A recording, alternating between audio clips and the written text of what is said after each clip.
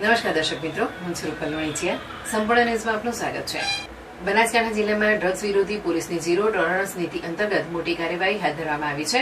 જિલ્લા drugs disposal committee દ્વારા કુલ 597 kilo અને 546 ગ્રામ 14 મિલીગ્રામ ગાંજો, પોસ્ટોડા, ચરસ,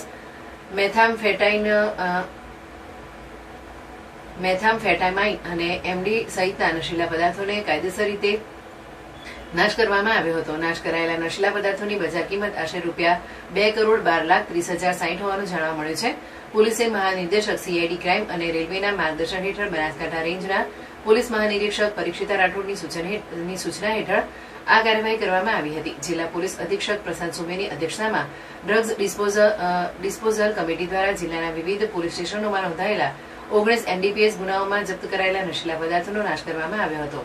કચ્છ જિલ્લાના ભચાઉ તાલુકાના જૂના કટારિયા ખાતે આવેલી મેસર સૌરાષ્ટ્ર એન્વાયરોન્મેન્ટ કંપનીના નશીલા પદાર્થોનો વૈજ્ઞાનિક પદ્ધતિથી નિકાલ કરવામાં આવ્યો હતો. પોલીસના જણાવ્યા મુજબ નો ડ્રગ્સ ઇન બનાસકાંઠા અભિયાન અંતર્ગત જિલ્લામાં ડ્રગ્સના દૂષણ સામે સતત કડક કાર્યવાહી કરવામાં આવી રહી છે. નશીલા પદાર્થોની સપ્લાય ચેઇન તોડવા અને બનાસકાંઠા જિલ્લાને નશામુક્ત બનાવવા માટે પોલીસ દ્વારા આગામી દિવસોમાં પણ આવી કાર્યવાહી ચાલુ રાખવામાં આવશે.